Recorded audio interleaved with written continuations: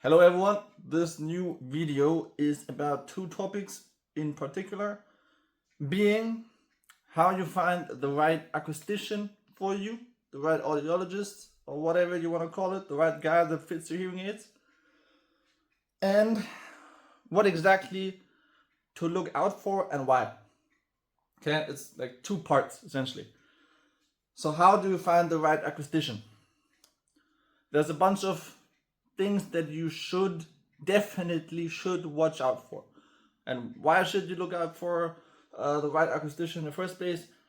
Because the right acquisition will make a Fiat Punto feel like a Rolls Royce, and the wrong acquisition will make a Rolls Royce feel like a Fiat Punto with wooden wheels and one wheel missing. Right? Or like a rollator, what I don't know what it's called. The things that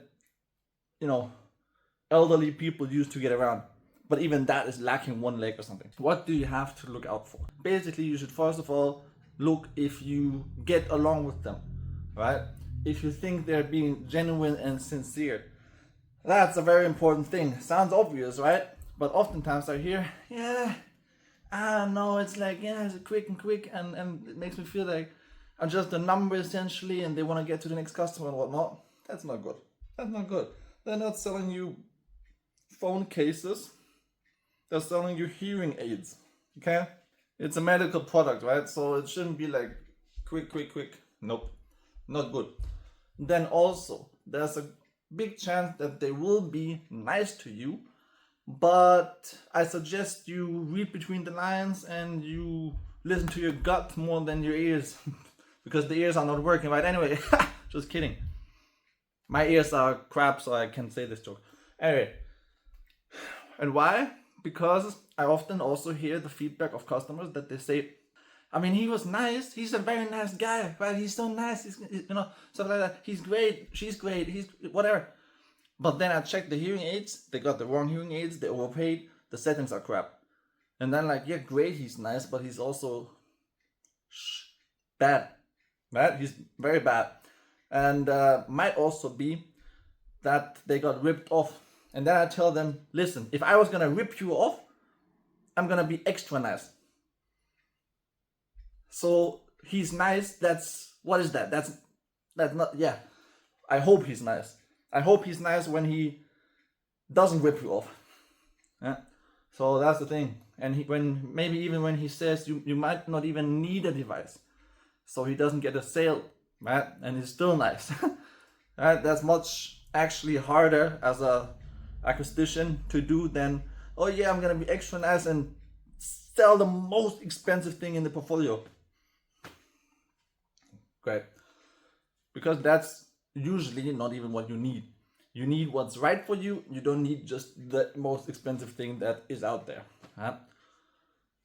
So essentially you want to find someone that suggests you, that finds out what you actually need.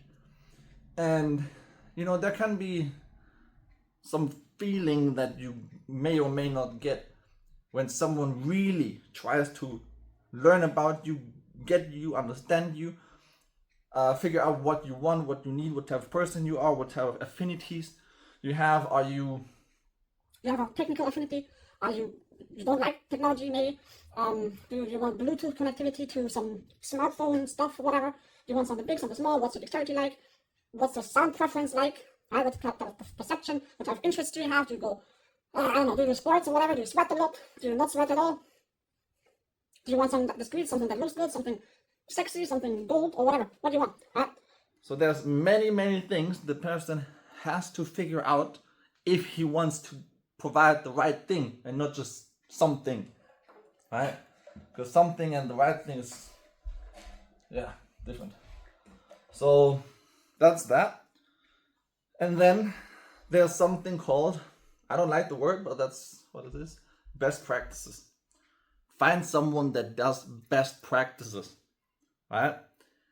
And there's a bunch of best practices. So, if you ask you to do best practices, obviously everybody says, yeah, sure. We are the best, right? So we do the best practices, right? But there's some practices, some measurements that kind of define best practices, right? So that's actually a very important thing. Now question, what is the best practices, right? I don't know if you can read that anyway, but so there's a few things. First of all, a good anamnesis,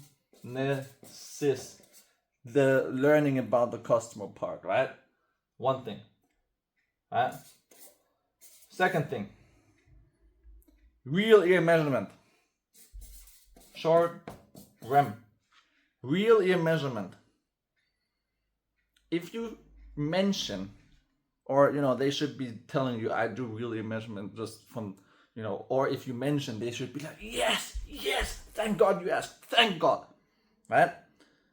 They should be getting excited that you know it, and not just, yeah, I'm gonna do it for you. No problem, we can do it for you. That's the wrong answer. This person doesn't do real ear measurement on the regular. They do it for you maybe, and then they're gonna half-ass it because you don't know how real ear measurement exactly works. And guess what? They also don't, because they rarely ever do it.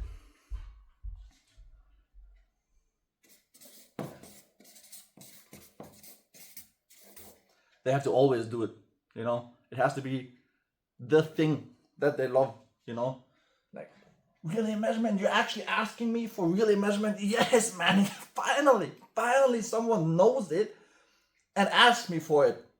That's the best thing as an acoustician who does real ear measurements. And then also, that's a 3. Some subjective fine-tuning, right? Because but that's the thing. Because real ear measurement is objective.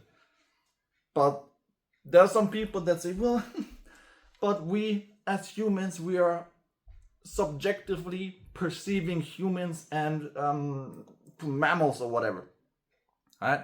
So why would you do an objective measurement which also has target amplifications, that gives you target amplifications based on averages? I'll tell you one thing.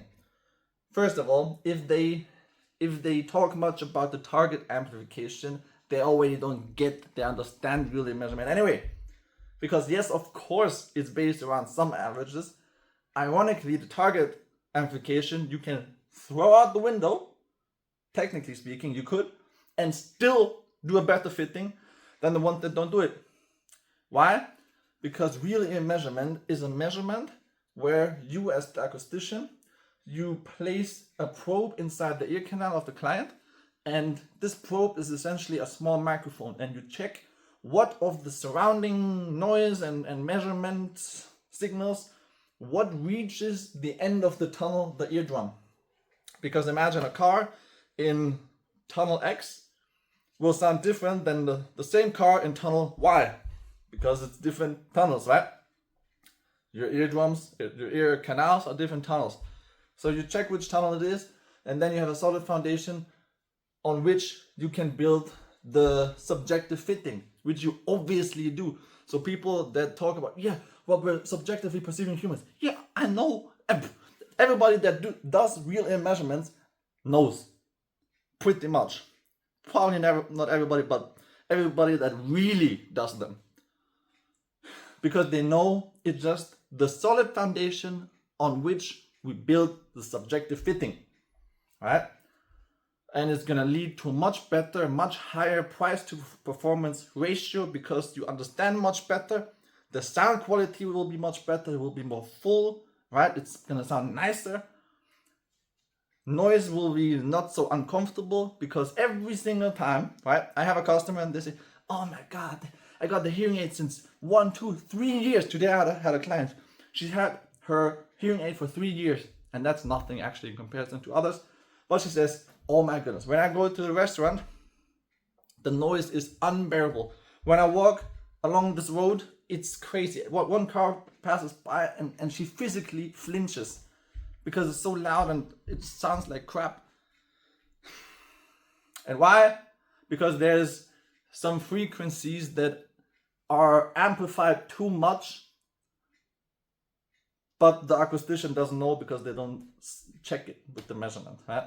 I'm gonna make a second video real quick because this is already 10 minutes. I'm gonna demonstrate the measurement and then you're gonna exactly know what it's about. So just, yeah, get someone that does best practices essentially, because when they commit themselves to best practices, they're most likely committed to their whole job much more than someone who doesn't, because they really want to provide the best quality, performance to price ratio. Because yeah, what's a Rolls Royce with 3 wheels, wooden wheels, worth when they're also different sizes? When you know, I spend so much money for what? Get a Volkswagen VW, right? With a proper mechanic, gonna have a much better quality of life.